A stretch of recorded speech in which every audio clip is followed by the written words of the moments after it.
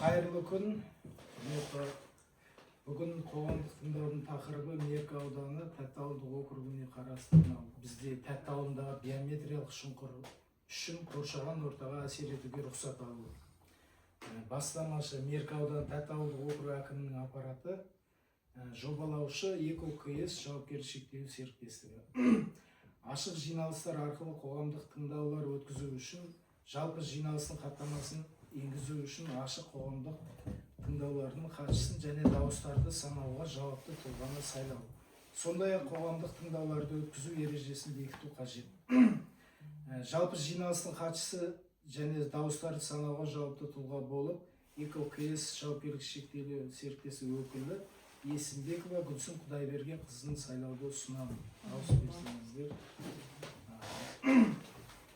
Барлығы қарсы жоқ.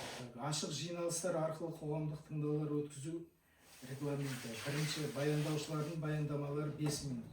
Екінші, баяндамаларды талқылау және қоғамдық тыңдауларды қатысушылардың ескертулері мен ұсыныстарын тыңдау. Баяндамашылар өз кезегінде қоғамдық тыңдауларға қатысушылардың ескертулері мен ұсыныстарына жауап береді 10 минут уақыт.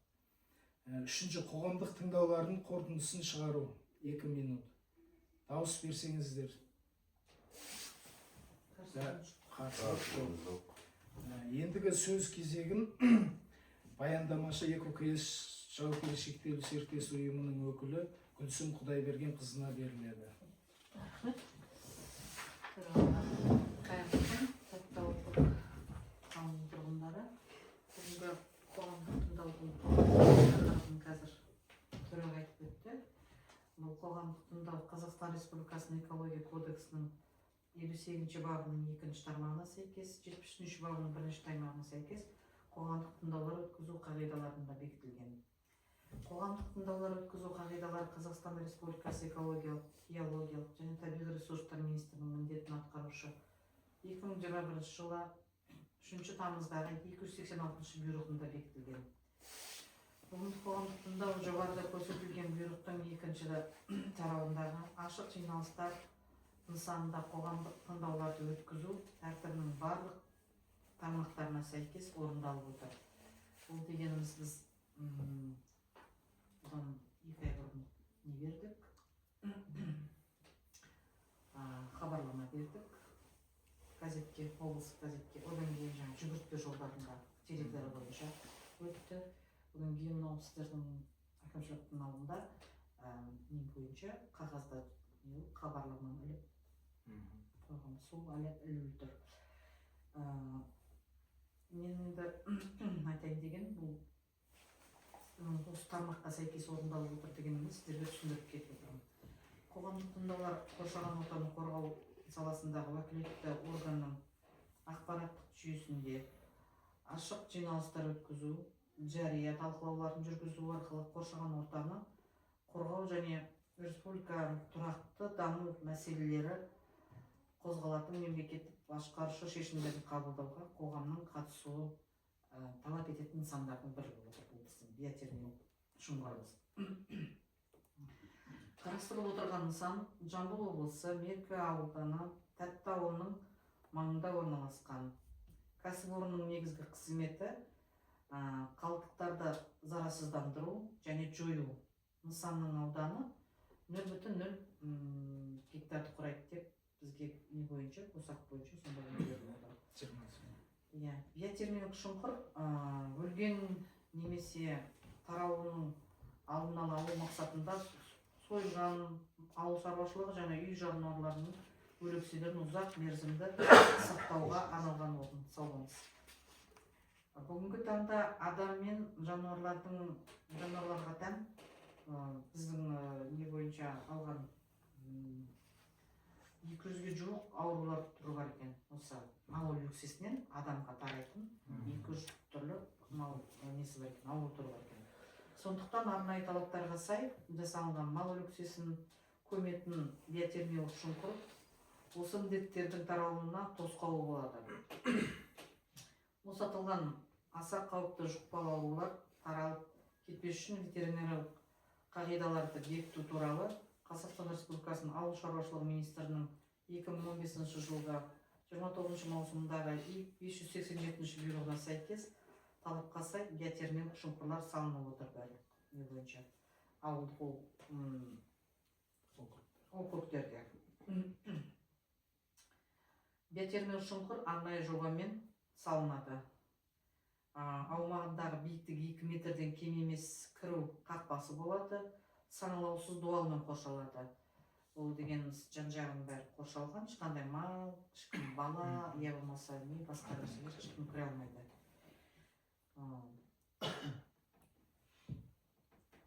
Бұл дуалдың ішкі жағынан тереңдігі 1,5 метр, ені 1,5 метрден кем емес, белдік құрылғысымен қазып алынған топырақтан ор қазылады. Геотермиялық шұңқыр құрғақ жерасты сулары тереңде орналасқан және де ауыл тұрғындары тұрғын үйлерден алшақ жерде салынуы тиіс. Ол несінің бәрі сақталынып отыр. Геотермиялық шұңқыр мал өлікселерін, жануарлардың мәйіттерін қауіпсіз және тез ыдырауға арналған құрылғы. Шұңқырдағы бактериялардың тіршілік ету процесі 65-70 градусқа көтеріліп қызып, жылу бөлініп есебінен жануарлармен және биоқалдықтардың мәйіттері залалсыздандыруға және жоюға арналған терең қазылған құрылғы. Мұндай жоғарғы температурада патогенді микроорганизмдерді жойып, ыдырау процесі 35-40 күннің аралығында аяқтайды. Ет пен ненің несімен аяқтайды ғой, сол процесс. Бұл құрылғыда жаңағы ыдырау процесінің болып жатқан кезде иіссіз бір текті компост түзетте көптеген микробтардың тез өлуін қамтамасыз етеді. Термофильді бактериялардың және шіріген микроорганизмдердің әсерінен анаэробты ыдырау нәтижесінде атмосфераға биогаз бөлінеді. Геотермиялық шұңқыр қоршаған ортаға теріс әсер етпейді. Шұңқыр ылғалға және ыстыққа төзімді материалдан жасалған типтік жобаға сәйкес салынған. Суыққа, ыстыққа бәріне болса, бұл бетондалған құрылғы болады. Сондықтан мал өлікселерін тастаған кезде бұл герметикалық қақпағы және ауа ағынынан арналған тесіктер болады. Болған кезде ыдырау үшін ауаның алмасып отыратын несі болады, өзінің қақпасы ғана болады. Оның өзі де жабылып тұрады, бірақ сәл ғана несі бар өзінің. Жоба бойынша салынған не бұл құрылғы. Мал өлікселердің ыдыраған бөліктерінің жерге түсуіне жол бермеуге мақсатында құдықтың түбін және қабырғаларын бетондау көзделеді. Шұңқыр металл қақпақпен жабдықталған. Бұл енді Қазақстан Республикасының 21 жылғы 2 қаңтардағы 400-ші кодекс бойынша бұл біздің нысан 2-ші санаттағы объектке жатады. 2-ші санаттағы объект болғаннан кейін осы қоғамдық тыңдау өткізу міндетті болды. Қазақстан Республикасының денсаулық сақтау министрінің міндетін атқарушы 2022 жылғы 11 қаңтардағы ДСМ-2 бұйрығымен бекітілген адамның өмір сүру ортасы мен денсаулығына әсер ету объектілер болып табылатын болғаннан кейін бұл аймақтарда санитарлық қорғау аймағы 1000 метрді ауылдың ең шетіндегі үйден бастап ары қарай есептеген кезде 1000 метрді құрайды. Ары қашықтығымыз. Бір шақырымнан кем болмайды. Қоршаған кәсіпорын алаңның қоршаған ортаның ластануы негізінен мыналарға байланысты биоқалдықтарды ыдырау кезіндегі атмосфераға ластаушы заттардың шығарылуы және сумен қамтамасыз ету сіздерде бұл жерде қарастырылмаған. Су тасымалды түрде сіздерде бұл жерде жаңағы ауылдарда водопровод тартпаған су жүйесін. Мысалы су қорғау аймақтары менен жолақтарынан тыс орналасқан. Бұл жерде ағып атқан су несі жоқ, су көзі жоқ сіздерде. Сондықтан біз сөйтіп келтіріп отырмыз. Қазақстан Республикасының экология, геология және табиғи ресурстар министрінің міндетін атқарушы 2021 жылғы 6 тамыздағы 314 бұйрығымен бекітілген қалдықтарды сыныптаушыға сәйкес жануарлардың өлекселері қауіпті емес қалдықтарға жатады. Оның өзі коды бар 020102. Биотермиялық шұңқырдың жұмысы кезінде жануарлар қалдықтары бұл ауылдың несімен жаңағы есептеп неғып отырмыз. 6 тонна мөлшерінде қалыптасады деп есептеп отырмыз.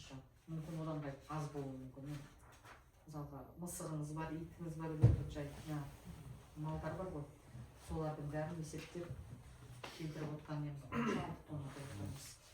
Енді оны кейін не болатса, бұл кісілерде өздерінің басқармаларына не бересіздер, есеп бересіздер.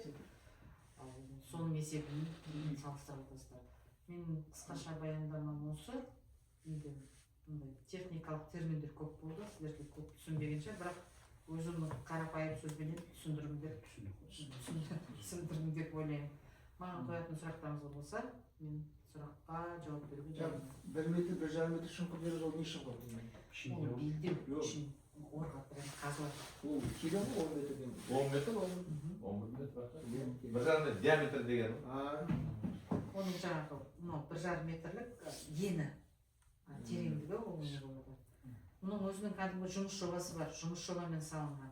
Біз мысалы жұмыс жобадағы көрсетілген нелерменен алып отырмыз. Одан былай алып қоға бізге болады. Салған кезде сондай. Шағымалы тастауға болады ана жерде, қақпаны. Ірі малдан тастап келсе, ірі малдың енді несі бар. Онdan жаңағы қақпаны Оны неге өтеді ғой, ветеринарияға келгенше, осы кісілер өздерінің талаптары бойынша, несі бойынша көмек. Сіздер сол жерге дейін апару міндетті, сізге салуға міндетті емессіздер. Сіздер анау қақпаға дейін апарасыздар, сіздер ағарай кіруге ешқандай кедергі жоқ. Так что сіздер не аласыздар? Мен көрдім. Сіздерге, сіздер өздеріңіз нелеріңізбен жеткізіп берсеңіздер, ары қарайғы бұл кісілер актімен қабылдап алады. Мал өлексесін тағыдай. Тағы да бір несі, қалдық тастайтын жерге, қоқыс тастайтын полигон тастауға мүлдем болмайды. Ол үшін айыппұл төлейді. Айыппұлдың несі 80 мыңнан жоғары. Қазір ешкімді баян ермайды, басынан сипалмайды қазір. Сондықтан ескерту. Тағы да сұрақтарыңыз бар ма? Жоқ, рахмет сіздерге тыңдағандар.